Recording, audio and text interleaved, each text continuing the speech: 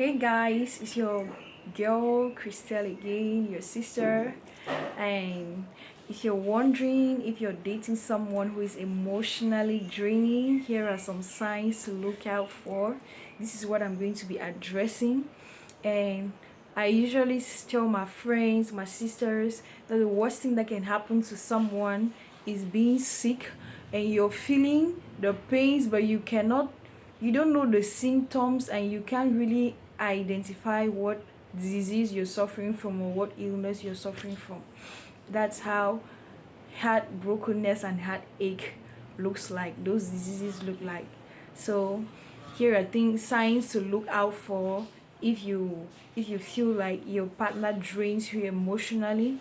And at the end of the day, what do you do with all this? If you realize that this is what is happening, what do you do with all this? Seek help. As time goes, we're going to create another platform, a counseling class where we'll be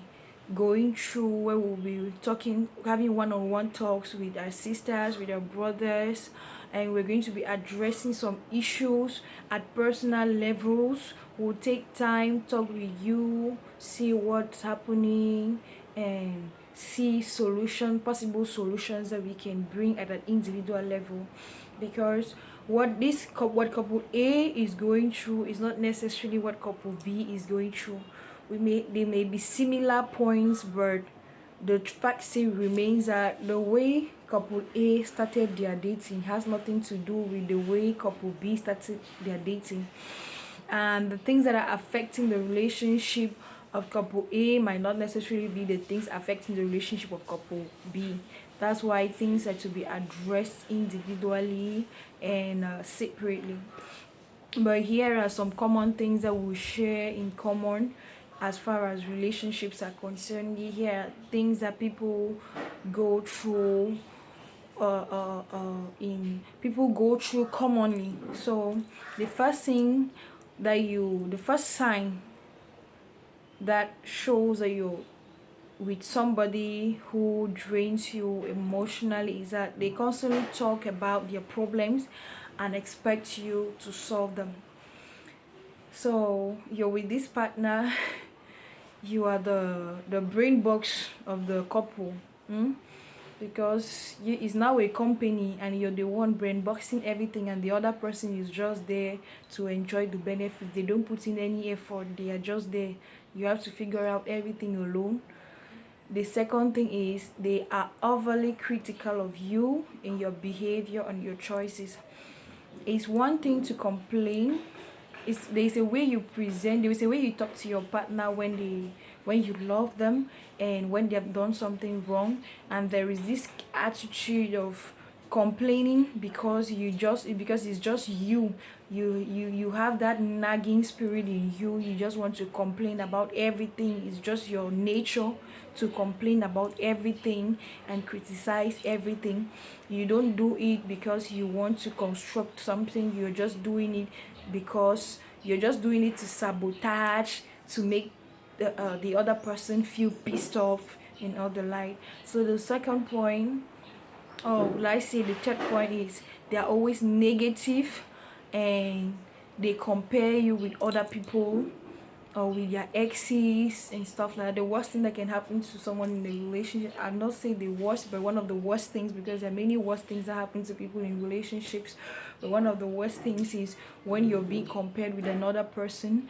And sometimes I tell people, why complain your partner with your ex? If your ex was better than your present partner, then you should have been with your ex and not with your present partner. The reason why your present partner is because it didn't work out with your ex, and if the ex was that good, why didn't you stay there? So the fourth point is they are emotionally unstable and have frequent mood swings. You see, there are these kind of people that the next minute they are laughing, the next minute they are angry, the next minute they want to slap you, the next minute you never really tell from which direction they are coming from. They're like the wind. They can do anything and they keep you in that mood where you anxious mode, because at the end of the day, the person that is not in that the other partner feels anxious, and especially if they love their partner and they're committed to see the relationship work, most of the times they'll be like, what did I do wrong, what can I do to make things better? You get worked up unnecessarily. Meanwhile, that's the way they are. And them, after doing that, it doesn't bother them. They are over with it and they have moved on, and you're there cracking your brain, cracking your mind, wondering what you should have done better. And the truth is, with some people, your best will never be enough. So, and if your best is not enough for someone, it means at that particular moment you're not supposed to be with that person. As simple as ABC. Because if your best isn't enough for them, it means they're not for you. Now, the fifth point is they constantly need attention and reassurance from you. Now, don't get me wrong with this. Everybody at a point in time needs assurance, but here I'm relating the fact that these people who drain emotionally, they need assurance 247. Like, constantly they are like, are you going to leave me, are you going to do this, are you going to do that? They have this nagging behavior. It's a routine for them, all the time, no matter the amount of assurance that you keep up or you present to them, it never seems to be enough. Like, they are always just weighing you out in that area. You always have to do something to prove that no, you're always going to be there, and at the end of the day it becomes draining emotionally, and it really sucks. So the sixth point is they make you feel guilty for things sometimes that are not even your fault. So uh even if you've done something wrong, your partner's job is not to make you feel guilty, but to point out a situation, talk about it, and see what can be corrected, and see what can be done what can be done to replace, or what can be done in place of what you did that wasn't right. So it's not about making you feel guilty, because making you feel guilty doesn't change anything at all.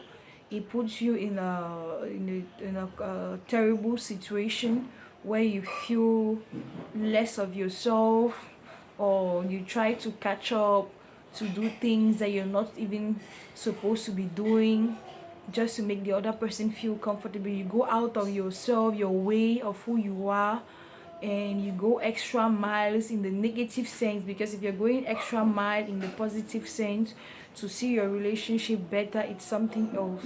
So now we're going to look at the 7 point is they refuse to take responsibility for their own problems and blame others for their mistakes.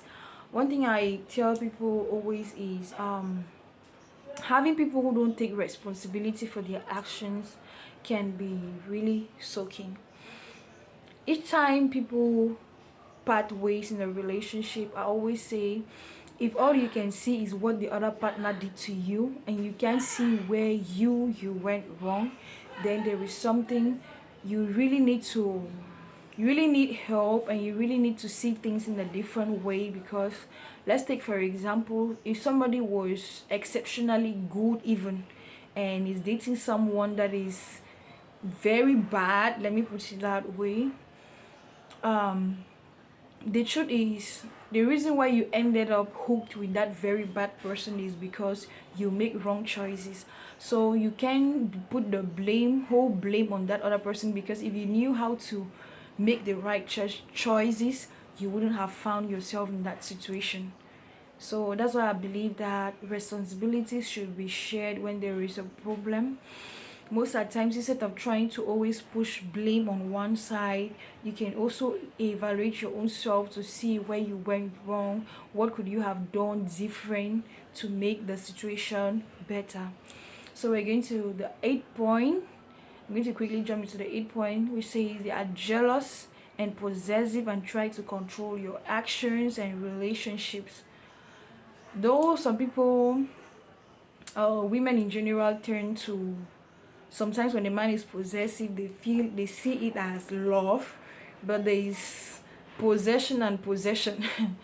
Because if you have not seen crazy like possession, you won't really be happy to say my guy, he the way he protects me, the way it might seem protective at a given point in time, but with time you get to realize that when he with that possessive character is going to explode in different areas, and you realize sooner or later that you can't really cope with it, because um people are supposed to have their lives on their own lives. Like, what I mean when I say their own lives, it doesn't mean you don't share things with your partner, but you're supposed to there's supposed to be a personal growth on your own that has nothing to do with your partner, where you're working on something and you're supposed to be confident. Your partner isn't supposed to control your actions, your relationship, because if your relationship is just for both of you, if the only people benefiting from your coming together is just both of you, then that relationship is a stingy type. I'm so sorry, but that's the truth. That's the bitter truth. So number 9, they rarely show appreciation or gratitude for what you do for them. People that drain emotionally, they even to say thank you is always more than them. So they have issues at every level. Whatever they can find to do to put you upset, that's what they do. They're not grateful for the things you've done. They keep demanding for more. It's really crazy being in such a situation with such a partner. The 10th point is they drain your energy and leaving you feel exhausted and depleted. Somebody that has been there perfectly understands what I'm talking about. Like, and when you're exhausted and depleted, your energy dissipates away. It's difficult for you to really focus on something, whatever it is that you want to build, be it yourself, be it when I mean self, I mean personal growth, I mean your own ambitions, your goals, and stuff like that. You find it difficult to really focus on something. That's why we see many people, they start this today, they end the next day, because focus to achieve certain things you really need unbended focus. Like, you need somebody that is supportive of what you're doing, that doesn't feel like you're exaggerating. That's why uh dating somebody takes a lot of evaluation. For those that have a vision, for those that have goals and things they are working on, they won't just date for dating's sake. They have to take many things into consideration before dating. I hope this video bless someone, and bye bye, see you next time.